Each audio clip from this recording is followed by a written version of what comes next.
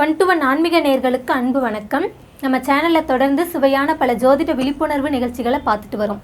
அந்த வகையில் இன்னைக்கு நம்ம பார்க்க போகிறது மேஷ லக்னத்துக்கு 10ஆம் அதிபதியோட கிரகங்கள் சேரும்போது என்ன மாதிரியான பலன்களை தரும் அப்படின்னு மூத்த பத்திரிகையாளரும் ஜோதிட ஆய்வாளருமான திரு ராஜேந்திரன் அவர்களிடம் கேட்டு தெரிஞ்சுக்குவோம். வணக்கம் சார். வணக்கம்மா. 10ஆம் அதிபதியுடன் சேர்ந்த கிரகங்களுக்கு என்னென்ன மாதிரியான யோகங்களை தரும் அப்படின்னு பார்த்துக்கிட்டு வரோம். அதில் இப்போது மேஷ லக்னத்துக்கு 10ஆம் அதிபதியோட கிரகங்கள் சேரும்போது என்ன மாதிரியான பலன்களை தரும் அப்படின்னு சொல்லுங்கள். பொதுவாக இந்த 10ஆம் அதிபதி அந்த 10ஆம் இடம் இது பார்க்கும்போது தொழிலுக்கு மட்டும்தான் பார்க்கணுமா இல்லை என்னென்னத்துக்கெல்லாம் பார்க்கணுங்கிறது இதுக்கு முதல் வீடியோவில் ரொம்ப தெளிவாக சொல்கிறேன். இதை வச்சுக்கிட்டு என்ன பண்ணாங்க, பழைய பாடங்களாக எடுத்து ஒப்பிச்சுக்கிட்டு பொய்யாக சொல்லிக்கிட்டு இருக்கிறவங்களும் அப்படிலாம் நம்பக்கூடாது.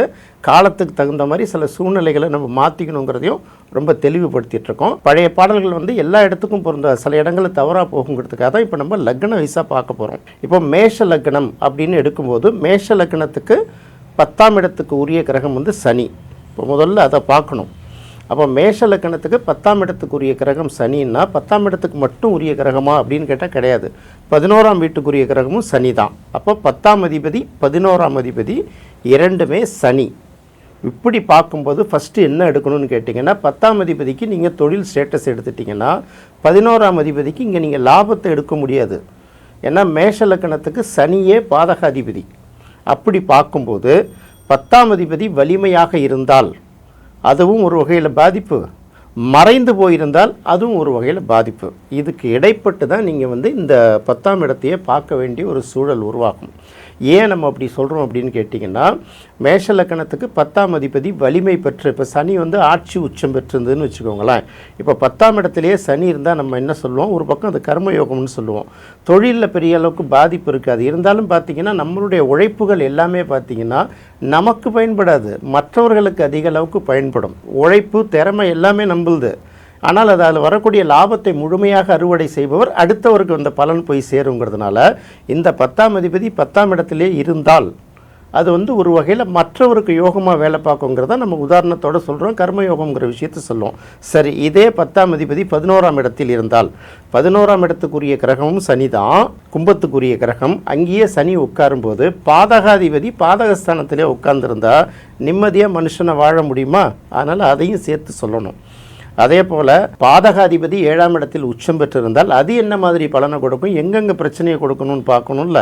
இதெல்லாம் சேர்த்து பார்த்து லக்னம் என்ன, லக்னத்துக்கு 10ஆம் இடத்துக்குரிய கிரகம் என்ன, அது லக்னத்துக்கு பகையா நட்பா, அது எந்த இடத்துல இருந்தால் நல்லது எந்த இடத்துல இருந்தால் கெடுதலுங்கிறத பார்த்துட்டு தான் அதுக்கப்புறம் நம்ம உள்ளாரையே போகணும். அப்படி பார்க்கும்போது மேஷ லக்னத்துக்கு 10ஆம் இடத்துக்கு உரிய கிரகமான சனி வலிமை பெற்றிருந்தால் அது ஒரு வகையில் சிக்கல். வலிமை பெறாமல் 6, 8, 12ஆம் இடங்களில் மறைந்து இருந்தால் அதுவும் ஒரு வகையில் சிக்கல். எப்படின்னா சனி வலிமை பெற்றிருந்தால் இந்த உழைப்பு திறமை எல்லாம் மற்றவர்களுக்கு பயன்படும் சொல்லிட்டோம் இல்லையா. இன்னொரு பக்கம் மறைவிடங்களில் இருந்தால் கெட்டவன் கெட்டிடில் கெட்டிடும் ராஜயோகம்னு ஒரு பக்கம் நம்ம எடுத்துக்கிட்டால் கூட 10ஆம் அதிபதி மறையும் போது தொழிலால் பெரிய அளவுக்கு செல்வாக்கு பெறுவதற்கு ரொம்ப போராட வேண்டியிருக்கும். அதனால தான் நிறைய பார்த்திங்கன்னா மேஷலக்கணக்காரர்களை பார்த்திங்கன்னா அவர்களுக்கு இந்த தொழிலும் வருவாயும் ஒழுங்காக இருக்கிற வரைக்கும் அவங்க ரொம்ப சக்ஸஸ்ஃபுல்லாக இருப்பாங்க. வேலையில் ஏதாவது சின்ன டிஸ்டர்பன்ஸஸ் வந்துச்சுன்னா அவங்க ரொம்ப மனசளவில் ரொம்ப தளர்ந்து போயிடுவாங்க. அதனால தான் மேஷத்துக்கு 10ஆம் இடத்தை ரொம்ப பார்த்து முடிவு பண்ணணும். எல்லா லக்னங்களுக்குமே 10ஆம் இடம் முக்கியம் என்றாலும் கூட மேஷ லக்னத்துக்கு எடுக்கும்போது ரொம்ப யோசித்து முடிவு பண்ணணும். இந்த சனியோட சூரியன் சேர்ந்தால் என்ன பண்ணும் அப்படின்னு எடுக்கலாம். 10ஆம் அதிபதியோடு சூரியன் சேர்ந்தால் மிகப்பெரிய வலிமையாக இருப்பார், செல்வாக்கோடு இருப்பார், அரசாங்கத்தில் பவர்ஃபுல்லாக இருப்பார்லாம் எடுக்க முடியாது. இந்த சனியோட சூரியன் சேர்ந்தாலே அதுக்கு பேர் சர்வீஸ் கட்டுன்னு பேர். இதை நம்ம ஒரு 2 வருஷமாக தொடர்ச்சியாக சொல்லிகிட்டு இருக்கோம். ஏற்கனவே அப்பனுக்கும் பிள்ளைக்கும் ஆவாதுன்னு பேசிகிட்டு இருந்த பல பேர் இப்போ நம்ம என்ன சொல்கிறோமோ இதை எடுத்து அவன் சொல்கிற மாதிரி ஒப்பிச்சிட்டு இருக்கான். அது வேற விடுங்க. பட் இருந்தாலும் பொதுமக்களுக்கு தெரியணுங்கிறதுக்காக நம்ம சொல்லணும்ல, அதுக்காக சொல்ல வரோம். அப்போ சர்வீஸ் கட்டுன்னா எந்த வேலையிலும் தொடர்ச்சியாக இருக்க முடியாதுங்கிற ஒரு விஷயத்தை எடுத்துக்கணும். 10ஆம் அதிபதியோட சூரியன் சேர்ந்துச்சுன்னா ரொம்ப செல்வாக்காக இருப்பாங்கன்னு எடுக்கக்கூடாது. சூரியனோட சனி சேர்ந்தால் எந்த வேலையையும் தொடர்ச்சியாக செய்ய முடியாது. சனி பார்த்தால் கூட இந்த பிரச்சனை இருக்கும். சூரியனோட சேரணுங்கிற அவசியம் கூட கிடையாது, பார்த்தால் கூட இந்த பிரச்சனை இருக்கும். அப்போது இந்த இடத்துல சூரியன் சனி சேருவது வந்து எந்த இடத்துக்குமே நல்லதில்லை அப்படின்னு பார்க்கும்போது, எப்படி சூரியன் வந்து சேரும்போது அவர் எப்படி செல்வாக்காக இருக்க முடியும்? ஸோ இப்போ அந்த அடிப்படையே தவறாக இருக்கு இல்லையா? அடுத்தது, நல்லா தான் வேலை பார்த்துட்ருப்போம், ஒன்று நிறுவனத்துக்கும் நமக்கும் ஒத்துக்காது, இல்லாட்டி நமக்கும் மேல் நிறுவனத்துக்கும் ஒத்துக்காது, அப்படி இல்லாத பட்சத்தில் நமக்கும் மேலதிகாரிகளுக்கும் ஒத்துக்காது. ஏதாவது ஒரு பிரச்சனை வந்து தூக்கி போட்டு வந்துடுவோம் வேலையை. இதெல்லாம் வந்து மேஷலக்கணத்துக்கு சூரியன் சனி பார்வை சேர்க்கையோட தொடர்பு பெற்றிருந்தாலே வரக்கூடிய ஒரு சிக்கல். அடுத்தது, மேஷலக்கணத்துக்கு 10ஆம் அதிபதியான சனியோடு சந்திரன் சேர்ந்தால் என்ன பலன்? பார்த்தால் கூட எடுத்துப்போம், ஒரு பக்கம் எடுக்கணும். சாதாரணமாக நம்ம என்ன சொல்லுவோம்னா, ஒரு ஜாதகத்தில் 10ஆம் அதிபதியும் 4ஆம் அதிபதியும் சம்மந்தப்பட்டால் அது ஒரு அற்புதமான யோகம். புதையல் யோகம்னு சொல்லுவோம், நிஷ்கல யோகம்னு சொல்லுவோம். ஆனால் 2 கிரகங்களும் பகை பெற்றிருக்கக்கூடாதுங்கிறது முக்கியமான பாயிண்ட்டு. சூரியனுக்கு வந்து சனி எந்த அளவுக்கு பகையோ அதே போல் சந்திரனுக்கும் பகை தான். இப்போ சந்திரன் சனி சம்மந்தப்பட்டாலே இந்த இடத்துல புணர்வு அப்படிங்கிற ஒரு விஷயத்தை எடுப்பாங்க. இந்த புணர்வுக்கு என்ன விதிவிலக்குங்கிறத நம்ம என்ன சொல்லுவோம்னா, ஊடகங்களில் வேலைக்கு போகிறவங்க, சினிமா துறைக்கு வேலைக்கு போகிறாங்க, மதுபானத்துறை சம்பந்தப்பட்டவர்கள், விவசாயம் சம்பந்தப்பட்டவர்கள், நீர்ப்பாசனம் சம்பந்தப்பட்டவர்கள், இதுவர்களுக்கெல்லாம் பார்த்திங்கன்னா அது ஒரு விதிவிலக்கு. டிஜிட்டல் அப்படின்னு வந்துட்டாலே சரி, திரைன்னு வந்துட்டாலே சரி, இது எந்த ரூபத்தில் வந்தாலும் சரி, அவர்களுக்கெல்லாம் இது விதிவிலக்கு அப்படிங்கிற ஒரு விஷயத்தை சொல்லிட்டு பார்க்குறோம். அப்போ மேஷ லக்னம் அப்படின்னு வரும்போது சனியோடு சந்திரன் சம்மந்தப்பட்டால், நம்ம இப்போ சொல்லிட்டு வந்தோம்ல, டிஜிட்டல் சம்மந்தப்பட்ட எல்லா துறைகள், மதுபானத்திலேருந்து ஆரம்பித்து இதோட தொடர்புடைய பணி வந்து அவர்களுக்கு சிறப்பாக இருக்கும். ஆனால் இது ஒன்றுக்கொன்று பகை கிரகம் அப்படிங்கிற ஒரு காரணத்தினால எதிர்பார்த்த அளவுக்கு சக்ஸஸ் பண்ணுமா அப்படிங்கிறது ரொம்ப கொஞ்சம் போராட்டம் தான். இந்த சனி இங்கே பாதகாதிபதியாகவும் ஆயிடுறாருல மேஷ லக்னத்துக்கு. அதனால் 4ஆம் இடத்துல சனி உட்கார்றது நல்ல பலன் கொடுக்காது. 10ஆம் அதிபதி சந்திரனோடு சேருவதால் தாயோட சொட்டியுள்ள துறைகளில் நமக்கு வேலை கிடைக்கும். இதை தவிர நவர முடியாது அவங்களால. நீர்ப்பாசனம் சம்மந்தப்பட்ட வேலைகள் கிடைக்கும், சந்திரனோட தொடர்புடைய வேலைகள் கிடைக்கும் அப்படிங்கிற மாதிரி எடுத்துருவாங்க. குடிக்கிற தண்ணியும் வாட்டர் தான், நம்ம மதுபானமும் வாட்டர் தான், ஜூஸும் வாட்டர் தான், எல்லாத்துக்குமே தனித்தனி காம்பினேஷன் வரும்ல. வெறும் வாட்டராக போகும்போது அது வந்து சந்திரன் ஆகிடும், சுக்கிரனாவும் ஆகிடும். மதுபானமாக போகும்போது போதை வஸ்துக்கள் கலக்கும்போது அந்த இடத்துல சந்திரனும் சனியும் வேலை பார்க்க ஆரம்பிச்சிடும். சில நேரங்களில் ராகுவும் சம்மந்தப்படும். இதையெல்லாம் கலந்தால் ஒருத்தவங்களுக்கான தொழிலை நம்ம சொல்ல முடியும். அடுத்து 10ஆம் அதிபதியோடு செவ்வாய் சம்மந்தப்பட்டால், இந்த இடத்துல மேஷ லக்னத்துக்கு மட்டும் வச்சு பார்ப்போம். 10ஆம் அதிபதி சனி, லக்னாதிபதி செவ்வாய். செவ்வாயும் சனியும் எந்த அளவுக்கு கடுமையான பகை கிரகங்கள்ங்கிறது எல்லாம் தெரியும். அப்போ 10ஆம் அதிபதியோட செவ்வாய் சேர்ந்தால் அதிகாரமிக்க பதவியில் இருப்பார், அடுத்தவர்களை ஆட்டி படைப்பார்னு சொல்லி ஆரம்பிப்பாங்க பாதி பேர். அப்போ செவ்வாயும் சனியுமே பகை கிரகங்கள். இது ரெண்டும் சேர்ந்ததுன்னா அந்த இடம் உண்மையிலே நல்ல பலனை கொடுக்காது. ஒருவேளை இது ஒன்று பார்த்துக்கிட்டால் அப்போ வந்து இன்ஜினியரிங் சம்மந்தப்பட்ட பணிகள் கை கொடுக்கும். கன்ஸ்ட்ரக்ஷனாக இருக்கலாம், மெக்கானிக்கல் இன்ஜினியரிங்காக இருக்கலாம். அதையும் கடந்து பார்க்கும்போது இன்ஜினியரிங் தொழில்நுட்ப சம்மந்தப்பட்ட பணிகள் எதுவாக இருந்தாலும் ஓரளவுக்கு அவங்களுக்கு கை கொடுக்கும். ரசாயன சம்மந்தப்பட்ட தொழில்களும் கை கொடுக்கும். சில பேருக்கு காவல்துறை மாதிரி இந்த சீருடை பணியாளர்கள் வேலைகளுக்கு கூட சில பேருக்கு கை கொடுக்குது. ஆனால் இது ரெண்டும் சேர்ந்திருந்தால் எந்த வகையிலுமே நல்ல பலனை கொடுக்காது. மேஷ லக்னத்துக்கு லக்னாதிபதி செவ்வாய், பாதகாதிபதி சனி. பாதகாதிபதியோடு லக்னாதிபதி சம்மந்தப்பட்டால் எந்த அளவுக்கு பாதிப்புங்கிறது அவங்களோட பார்வைக்கு, பப்ளிக் பார்வைக்கு விட்டுடுவோம். தொடர்ந்து வெறும் செவ்வாய் சனி போடக்கூடாது. லக்னத்துக்கு தகுந்த மாதிரி அந்த பலன்கள் மாறும் அப்படிங்கிறத யோசிக்கணும். இப்போ அடுத்தது பார்க்கும்போது மேஷ லக்னத்துக்கு 10ஆம் அதிபதியான சனியோடு புதன் சம்மந்தப்பட்டால் அப்படின்னு ஒரு கேள்வி இருக்குது. புதனும் சனியும் சம்மந்தப்பட்டால் முதல் வேலை வந்து என்னென்னா டிடெக்டிவ் அப்படின்னு சொல்லுவாங்க. டிடெக்டிவ்னால் நீங்கள் சிஐடி ஆஃபீஸராக இருக்கலாம், சிபிஐ ஆஃபீஸராக இருக்கலாம், உளவுத்துறையில் இருக்கலாம். இதை தவிர நிறுவனங்களில் ட்ரபிள் ஷூட்டிங் அப்படின்னு சொல்கிறாங்க பாருங்கள். ஒரு சிக்கல் வந்ததுன்னா அதுக்கு எப்படி தீர்வு காண்றது. இப்போ ஒருத்தர் பேங்க்கில் தான் ஒர்க் பண்ணிகிட்டு இருப்பார், அவருக்கு புதன் சனி காம்பினேஷன் இருக்கும். ஆனால் அவர் என்ன பண்ணுவார்னா, கிரெடிட் கார்டு டெபிட் கார்டில் வந்து ஃப்ராடுலன்ஸ் எல்லாம் நடக்குதுல்ல, அதை கண்டுபிடிக்கிற வேலையை பார்த்துட்டு உட்காந்துருப்பார். அவருக்கும் சிஐடிக்கும் என்ன சம்மந்தம்னு சொல்லக்கூடாது. அதே மாதிரி டிஜிட்டல் ரிலேட்டடாக நிறைய வந்து ஃப்ராடெல்லாம் நடக்குது பார்த்தீங்களா. நம்ம அக்கௌண்ட்டில் பணம் எடுத்துக்கிறது, அவங்க அக்கௌண்ட்டில் பணம் எடுத்துக்கிறது, இந்த மாதிரி விஷயங்களை கண்டுபிடிக்கிறாங்கல்ல, அவர்களுக்கும் அந்த காம்பினேஷன் இருக்கும். அப்புறம் ரப்பர் சம்மந்தப்பட்ட ப்ராடக்ட், ரப்பர் சம்மந்தப்பட்ட பணிகளில் ஈடுபட்டவர்களுக்கும் அந்த காம்பினேஷன் இருக்கும். அதுக்கும் அடுத்தது பார்க்கும்போது சைபர் கிரைம் பண்ணுறவர்களுக்கு அந்த காம்பினேஷன் இருக்கும் ஜாதகத்தில். அதே மாதிரி சைபர் செக்யூரிட்டி படிக்கிறவங்களுக்கும் அந்த காம்பினேஷன் இருக்கும். இதையெல்லாம் பார்த்துட்டு தான் போகணும். நான் பாட்டுக்கு பழைய பாட்டை 2 எடுத்து பார்த்து விட்டோம்னு வச்சுக்கோ, அதில் சைபர் செக்யூரிட்டிலாம் வருமா? அதனால் காலத்துக்கு தகுந்த மாதிரி மாற்றிக்கணும். அதே போல் இசையை அடிப்படையாக கொண்டு இசை சார்ந்த தொழில்களை செய்பவர்களுக்கும் அந்த காம்பினேஷன் இருக்கும். ஒன்று. அடுத்தது மேஷ லக்னத்துக்கு சனியும் பகை கிரகம், புதனும் 6ஆம் அதிபதி. இது எல்லாம் எடுத்து இதை காம்பினேஷன் மட்டும் பார்க்கக்கூடாது, இது எந்தெந்த இடங்கள்ல இருக்குங்கிறதையும் சேர்த்து பார்த்துட்டு தான் முடிவு பண்ணணும். அடுத்தது 10ஆம் அதிபதியான சனியோடு குரு சம்பந்தப்பட்டால், சனியும் குருவும் சம்மந்தப்பட்டாலே அது நல்ல யோகம் இல்லைன்னு எடுத்துருவோம், சண்டால யோகம்னு சொல்லிவிடும் ஜோசியத்தில். ஆனால் இதுக்கு என்னென்ன வேலைகள் பார்க்கலான்னா, மார்க்கெட்டிங் சம்மந்தப்பட்ட வேலைகள் பெரிய அளவுக்கு கை கொடுக்கும்.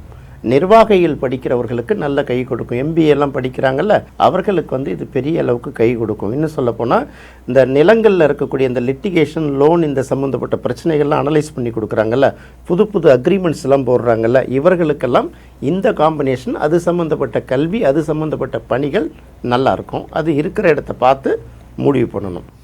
அடுத்தது 10ஆம் அதிபதியான சனியோடு சுக்கிரன் சம்பந்தப்பட்டால் அப்படி எடுக்கணும். 10ஆம் அதிபதியான சனி, இவர் 7ஆம் அதிபதியான சுக்கிரன், இது ரெண்டும் சம்பந்தப்படும் போது அவர்கள் பார்த்திங்கன்னா கிட்டத்தட்ட எந்திர தளவாடங்களோடு சேர்ந்து, டெக்ஸ்டைல் இருக்குது இல்லையா, டெக்ஸ்டைலில் வந்து உங்களுக்கு துணி நெய்யக்கூடிய நூற்பு ஆலைகளாக இருக்கலாம், அதுக்கப்புறம் நெசவு ஆலைகளாக இருக்கலாம், அதே போல் அதில் பணிபுரிகிறவர்களாக இருக்கலாம், இல்லாட்டி டெக்ஸ்டைல் பிஸ்னஸ் பண்ணுறவர்களாக இருக்கலாம், இப்படி நிறைய டெக்ஸ்டைல் காட்டன் பிஸ்னஸ் பண்ணுறவங்களாக இருக்கலாம், ரெடிமேடு தொழில் பண்ணுறவர்களாக இருக்கலாம். இந்த மாதிரி சம்மந்தப்பட்ட வேலைகள் எல்லாமே இந்த மாதிரி காம்பினேஷன் நல்லாயிருக்கும்.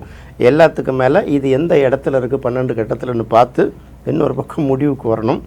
அதுக்கு அடுத்தது 10ஆம் அதிபதி சனி அது காம்பினேஷன் விட்டுடும். இந்த சனியோட ராகு சம்பந்தப்பட்டால் தொழில்களில் வந்து பார்த்திங்கன்னா அதிகமாக ஏற்றத்தாழ்வுகளை சந்திப்பவர்களாக இருப்பார்கள். எப்படின்னா திடீர்னு படபடன்னு மேலே போவாங்க, இல்லைன்னா படபடன்னு கீழே போவாங்க. என்ன தொழிலுங்கிறத அவங்களுக்கு தான் முடிவு பண்ணணும். அதோட சம்மந்தப்பட்ட கிரகங்கள் சனி எந்த இடத்துல இருக்குது அதை பார்க்கக்கூடிய கிரகங்களை வச்சு முடிவு பண்ணிக்கணும். அதே போல் திடீர் அதிர்ஷ்டங்களும் அவங்கள பெரிய லெவலுக்கு மேலே தூக்கி விட்டுவிடும். சில நேரங்களில் எந்தவித வாய்ப்புமே இல்லாமல் பெரிய லெவலுக்கு போயிடுவாங்க கொஞ்ச நாள்களில். சில பேர் வந்து பெரிய லெவல்லேருந்து கீழே இறங்கிடுவாங்க. ஸோ இதை கையில் கொடுக்கும்.